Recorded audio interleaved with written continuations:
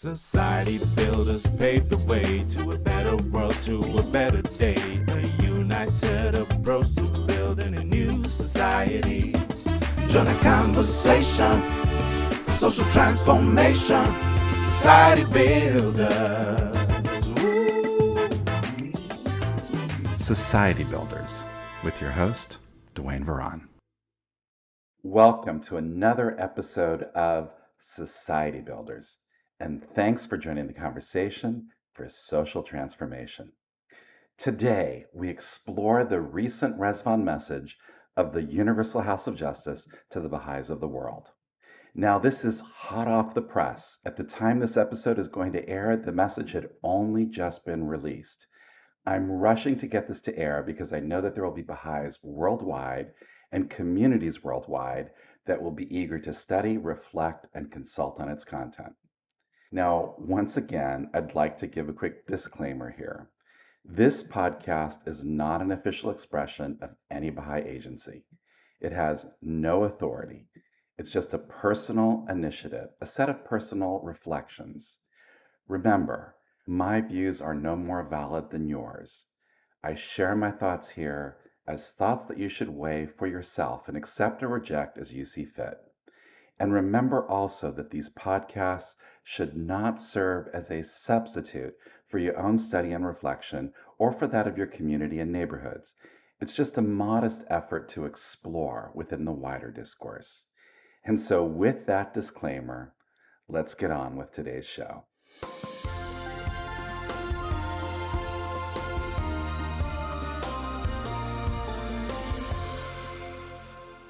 Now, before we dig into the message itself, let's first explore a little bit of the background and context here. I've referred previously to this being the Ridvan Message. The Festival of Ridvan is a 12-day festival that commemorates Baha'u'llah's announcement that he was a manifestation of God, God's messenger for this day and age. It represents the first public unveiling of his mission. Baha'u'llah referred to this as the most great festival, and the first day of this festival is the most important of all our holy days. It's on this first day of Ridvan, on April 21st each year, that Baha'is all over the world in every town and village elect their own local spiritual assemblies. Now, this year's Ridvan is extra special because once every 5 years, Baha'i delegates from all over the world come together to elect the Universal House of Justice, the body which guides Baha'i communities worldwide. These delegates represent all nations, and they have been elected by delegates coming from local communities throughout their own nations in a process that has no campaigning, no nominations, no politics.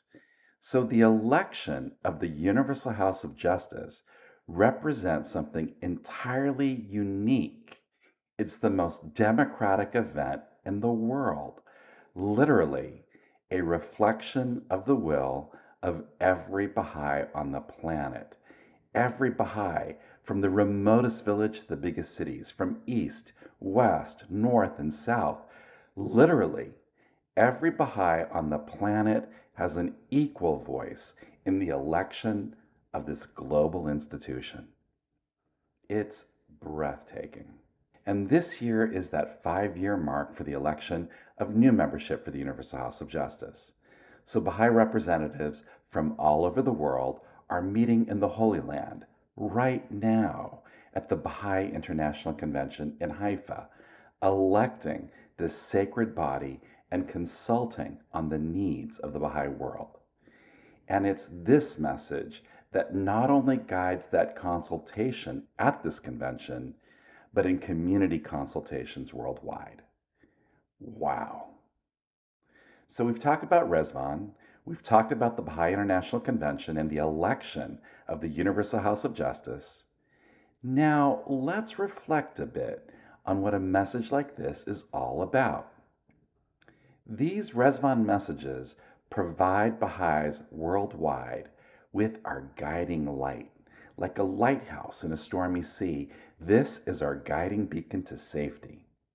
The messages provide us with our opportunity to celebrate our greatest achievements of the past year, to situate these within their larger historical context, and to look to our priorities for the upcoming year. And there's a sacred dimension to all of this. These aren't just thoughts or suggestions, it's our divine mandate. There's a mystical dimension to it.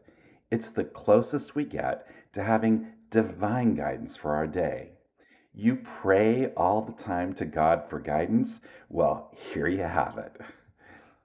I want to emphasize this divine dimension because if you understand and appreciate it, you'll look to the message in a different light. Suddenly, the choice of individual words and phrases takes on entirely new meaning.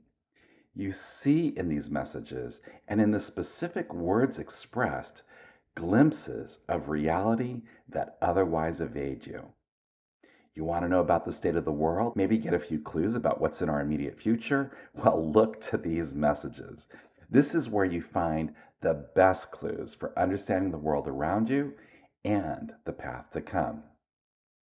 Now, think about it. What an amazing gift is this? That's why you'll want to study this message so intensely, both individually and as communities and neighborhoods.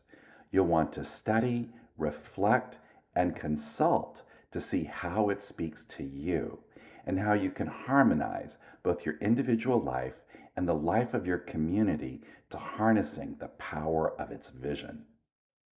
So clearly, anything I say here in this podcast is going to fall hopelessly short.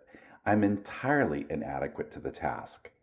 The thoughts I share here are just meant to stimulate your own study and exploration of the message. And that's all. So, with that context, now let's explore this year's message.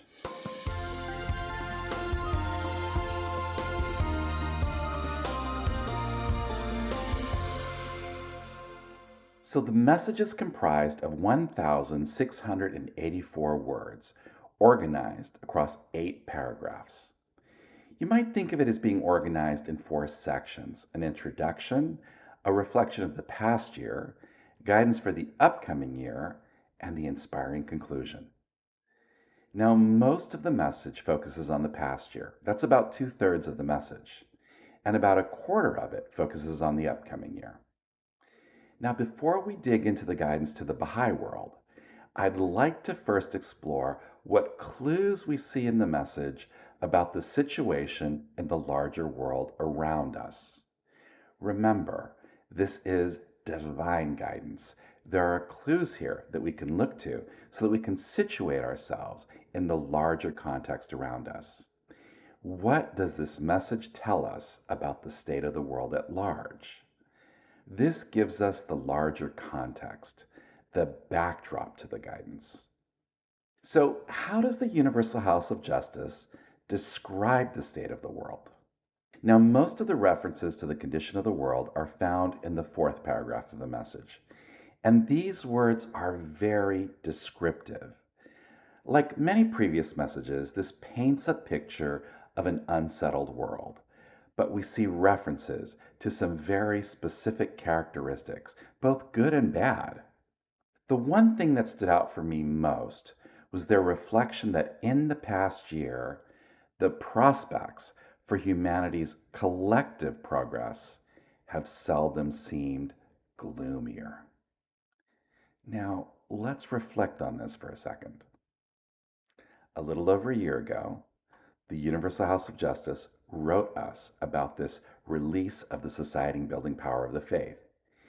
And it very much felt like we were at a juncture between us having reached a certain stage in our community building progress, but also that it would be a necessary response to the social conditions of our times. Now, suddenly, with the invasion of the Ukraine in particular, the political paradigm of the world has been challenged. Nations are rearming. Conventions for world order are disrupted. There are new unsettling alliances emerging, which are starting to repolarize the world order. We've experienced new supply disruptions, which are severely interfering with our global commerce. We're staring at the threat of another global recession, or maybe even worse. We're already starting to see some major banks collapsing. Now, the message doesn't refer to these specific things I've been talking about here. They just talk about this state of gloom. And the message is being shared with a humanity in this context of the gloom that surrounds it. And they frame this in even more specific terms. They refer to it as a world polarized and paralyzed. Wow, those are powerful words, right?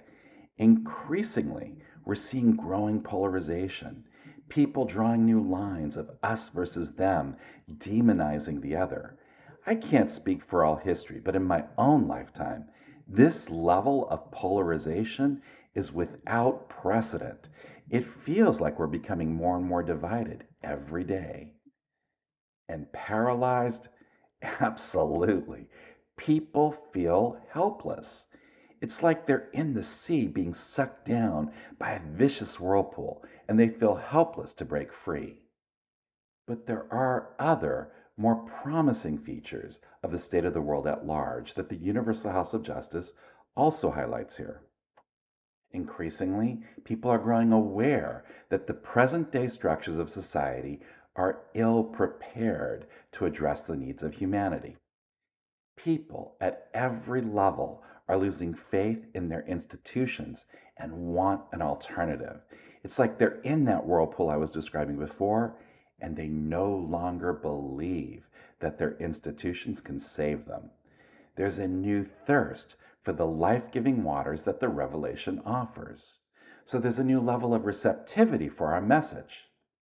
And they describe a chorus of voices raised in support of oneness, equality, and justice. These are all themes that have found new meaning and new relevance. And of course, they are all themes we have long championed. And all of this is setting the stage for the massive contrast that people will increasingly see, a contrast between the conditions of the world at large and that of the society building opportunities which we're putting to work. Here, the Universal House of Justice positions the Baha'i community as a place of refuge and beyond shelter, a forum which they can join in laboring together to build the world anew. And this provides the larger context to the message. A world that has seldom seemed gloomier, polarized and paralyzed, increasingly frustrated by the inability of present day structures to meet humanity's needs, with newfound expressions longing for oneness, equality, and justice. It's a world thirsty for the very guidance expressed in this message.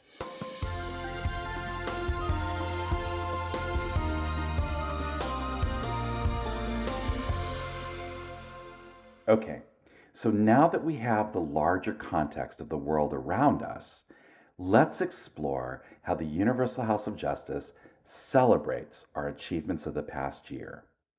What features do they focus on?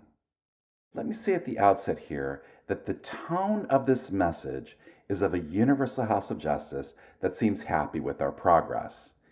They frame this as tremendous joy at our response to our high calling, reflecting high mindedness and high resolve, a strong sense of purpose.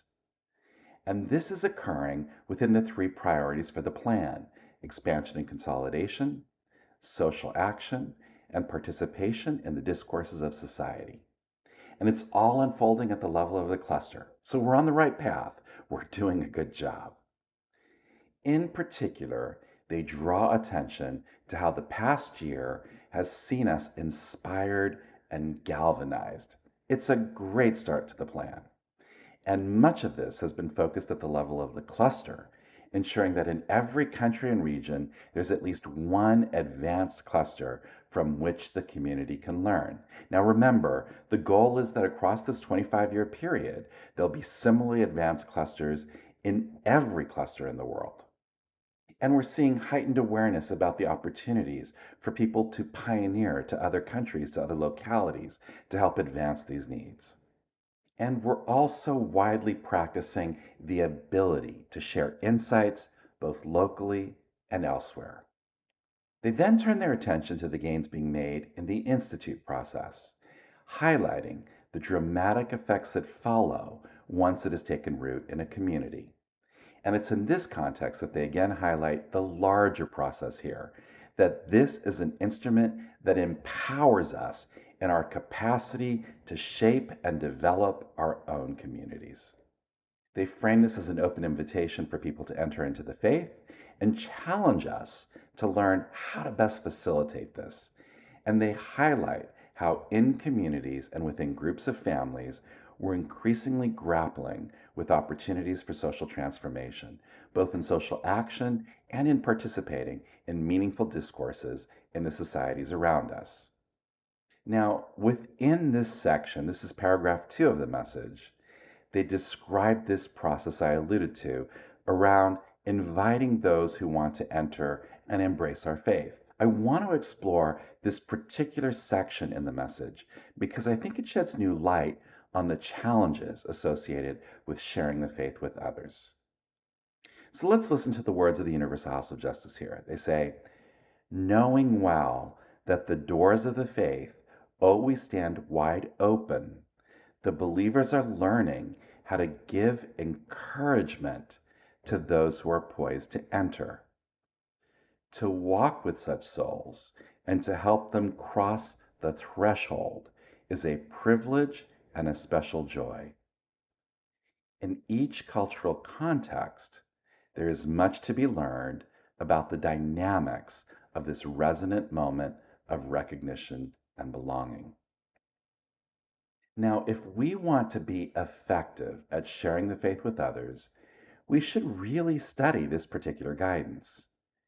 There's an open invitation for people to join the faith, and we're learning how to encourage those ready to embrace it. Now, note, learning means that we haven't figured it out yet. We're still learning. Of course, this metaphor of walking together with such souls is one they've used before, and it's such a beautiful metaphor that communicates so much, particularly that we don't stand in a position of superiority. It's not a teacher-student metaphor. It's one of all of us working together for the betterment of humanity. But it recognizes a unique privilege, a special joy, a special moment when a person of their own volition decides to cross that threshold and embrace the faith. Increasingly, we're going to be collaborating with others, some of whom will decide to cross that threshold and others who won't. But we have to get better at helping remove obstacles in that path, at encouraging people in their journey. And so here, the Universal House of Justice is clarifying that there are different cultural contexts, and we need to learn what works best in each of these contexts. So we're not looking for one universal method. We're trying to understand the dynamics of this special journey and situate it within different cultural contexts. Now think about it. This means that we need to explore the unique dynamics in our own circumstances. We hear about approaches and methods that work somewhere else. We're inspired by them, and maybe they're well suited to our local conditions. But maybe they're not. We need to learn about what works best for us. And this learning will probably require a good amount of experimentation and sharing. So this highlights a unique opportunity for you. Don't expect a magic answer as to how to best share the faith with others to descend from the heavens. You are an active part of discovering what works best in your own circumstances. And from there, let's come together to learn about the dynamics of this process.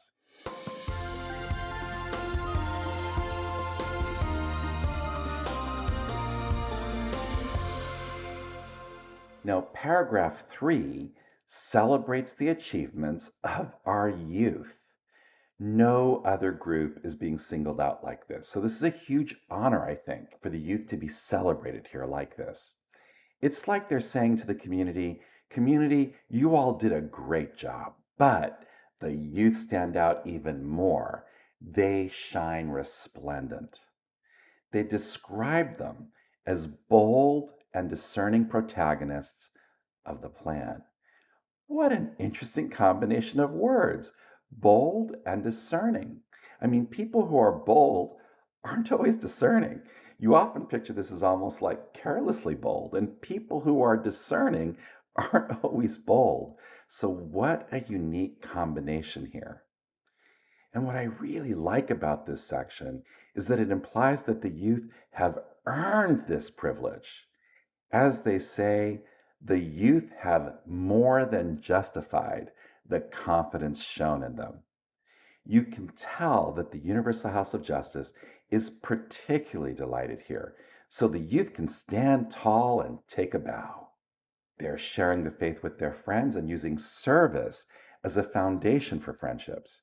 They're helping educate those younger with both moral and spiritual education, but also with assistance in their schooling. Now, the fact that the Universal House of Justice here also highlights this assistance in schooling, I think, should be taken as a cue by youth everywhere that this is another path to service. And they highlight the youth's sacred responsibility to strengthening the Institute process, commending them for fulfilling the Universal House of Justice's cherished hopes. Wow. If you're young, you should feel proud. The Universal House of Justice is celebrating your amazing achievements here.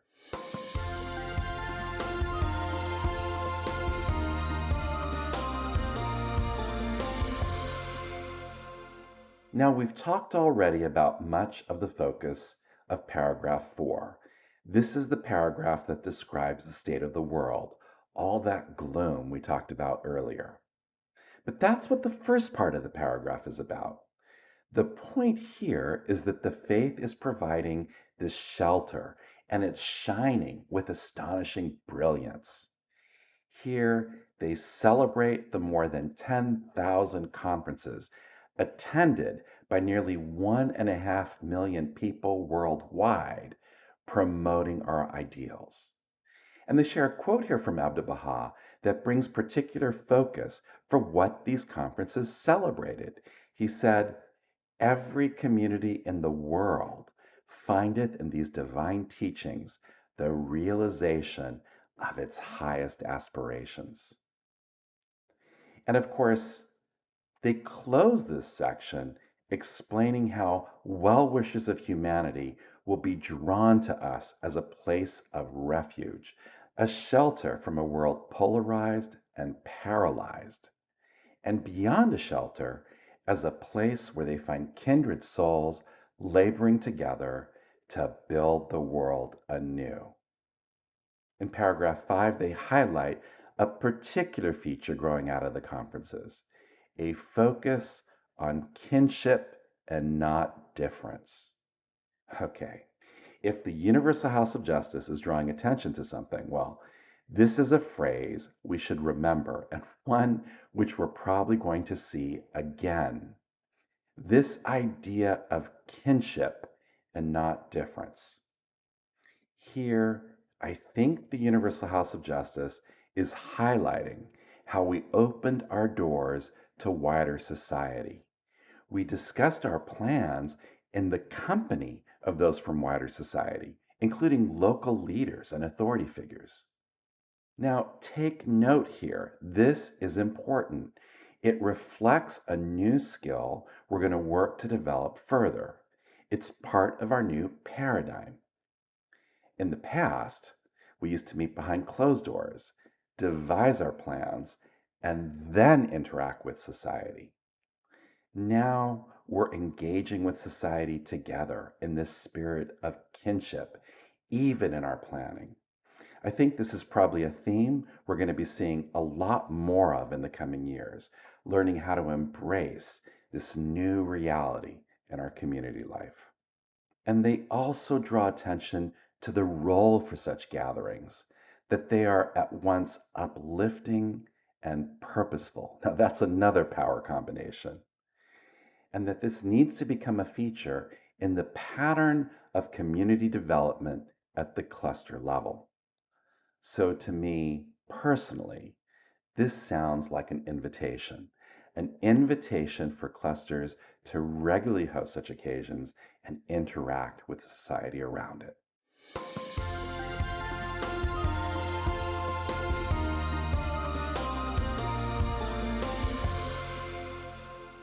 Now, paragraph 6 takes us into a different section in the message. Where the previous paragraphs had looked to the past year, paragraph 6 is the transition looking forward to the upcoming year. We enter into this year with a fresh perspective and with profound insight into the significance of what we are seeking to achieve. And it's here that the Universal House of Justice provides another profound lesson for us. They explain how different something looks when you can view it in light of the society building power it releases. Wow, let's explore that. Now, in a previous episode, I shared the story of how for thousands of years we've all been waiting for the descent of the kingdom of heaven on earth, for world peace. And for us, it's like one day we were standing on the beach when we saw this big jumbo jet flying above us in the skies.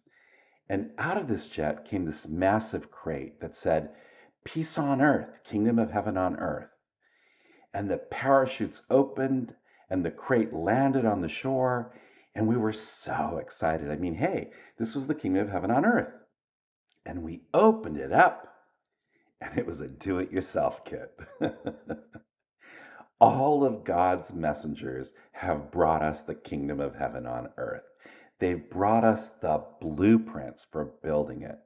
And yet, we still look to the skies awaiting its arrival without realizing that the miracle already happened. We just need to build it. And that's the point. As Baha'is, we're building to a common blueprint. Now, a brick in isolation is meaningless. It's just a brick. But a brick that is a part of a plan, wow, that's the kingdom of heaven on earth. And this is what I think the Universal House of Justice is talking about in this section. Increasingly, we need to understand how our efforts, however modest, tie in with the big picture. So, you're asked to participate in a Ruhi book as part of the Institute process. Now, in your mind, how do you frame that? Maybe you're excited to be developing new skills, socializing with others, learning new insights. But now rise above all of that. See the big picture. Understand how you're a part of something bigger, much bigger, a capacity for your community to develop the skills it needs to navigate its own destiny. Wow. Now, in the previous plans, this was primarily focused on spiritual education and collective worship. But now we're expanding our focus, moving into more society building arenas, moving further into social transformation. And the Universal House of Justice gives us a few examples here in improving public health, protecting the environment, or drawing more effectively on the power of the arts. Now, we could respond to these challenges haphazardly, but what we're engaging in is a process harnessing the power of systematic learning, drawing on insights from our teachings and on the accumulated store of human knowledge generated through scientific inquiry. We're bringing science and religion together to remedy society's ills through a systematic approach to learning.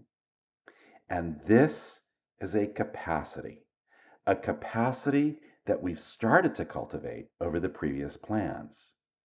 And as our capacity grows, so much more will be accomplished. That's the society building process we're engaged in.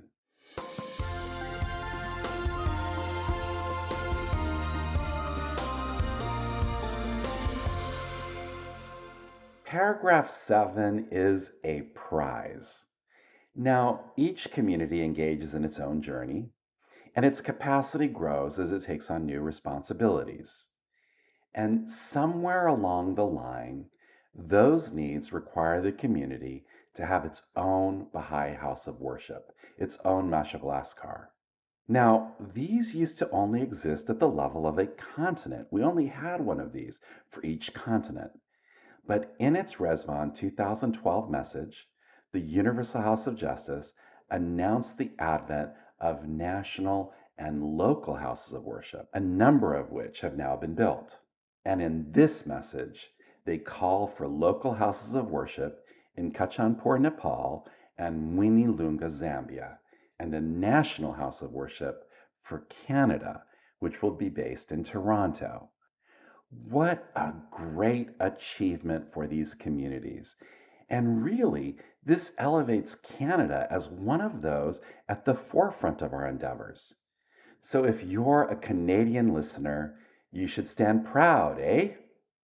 Now, for the benefit of all of the audience who might not have caught that inside joke, Canadians have a reputation for throwing an A at the end of everything. In fact, they've even started to spell Canada Canada. So kudos to Canada. And this gives us all something to aspire for in the years ahead.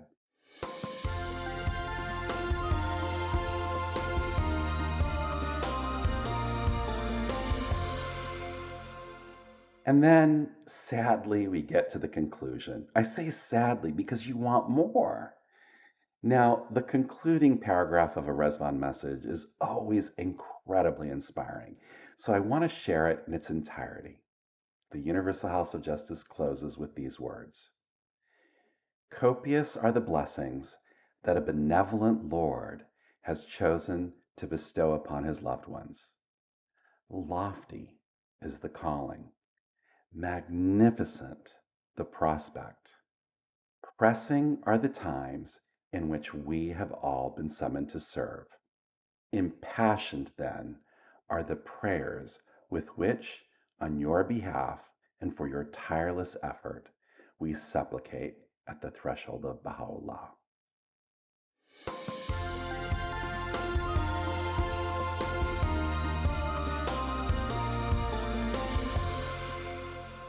Well, my sincerest apologies.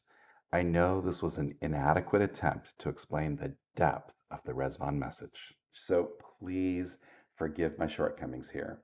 But the point really is to help further stimulate your own study of this incredibly important message, both individually and collectively as communities and neighborhoods. The message is our most important tool in reflecting on the past and charting our path forward. So that's it for today. I want to thank you for joining with me in this exciting journey. And I want to invite you to join me again in our next episode. So thanks again for listening, and thanks for joining the conversation for social transformation. See you again next time on Society Builders. Society builders paved the way to a better world, to a better day. A united approach to building a new society. There's a crisis facing humanity. People suffer from a lack of unity. It's time for a better path to a new society. Join a conversation for social transformation. Society builders. Woo. Join a conversation for social transformation. Society builders. Woo. So engage with your local communities and explore the exciting possibilities. We can elevate the atmosphere in which we move. The paradigm is shifting, it's so very uplifting. It's a new beat, a new song, a brand new groove. Join a conversation for social transformation. Society builders, woo. Join a conversation for social transformation. Society builders, woo. The Baha'i faith has a lot to say, helping people discover a better way with discourse and social action framed by unity. Now the time has come to lift the game and apply the teachings of the greatest name and rise to meet the glory of our destiny. Join a conversation for social transformation. Society builders, woo.